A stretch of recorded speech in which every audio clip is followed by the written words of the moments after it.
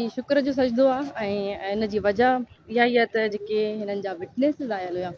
तव्हां ॾिसो शुरू खां वठी बुरहान चांड जो हिकिड़ी प्ली ऑफ एलिबाई वरिती।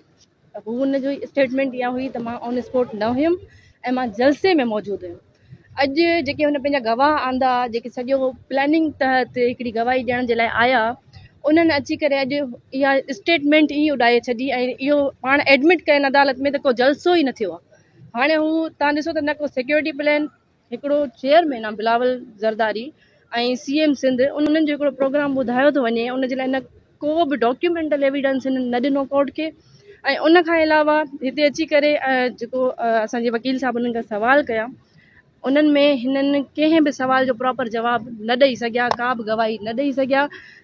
हिकिड़ो वॾो प्रोग्राम हूंदो आहे, तव्हां पाण ॿुधायो त सिंध जो शऊर सम्झे थो त बिलावल ज़रदारी जो प्रोग्राम हुजे ऐं उन जो को बि मीडिया टॉक न हुजे, का वेलकम स्पीच न हुजे, न को वेलकम हुजे, न का स्पीच हुजे। हाणे हू चवनि था असांजो पर्सनल प्रोग्राम हुयो, उनमें असां इनवाइट कयोसीं बिलावल खे, हू आयो, असां वटि तीअं हलियो वियो। सिर्फ़ु इहा गवाही ॾिनी अथनि ऐं उन में का बि जलसे वारो जेको लफ़्ज़ शुरू खां वठी 161 में या 164 में ई चवंदा आया, जलसे गा लफ़्ज़ इस्तेमालु थियो ई न आहे।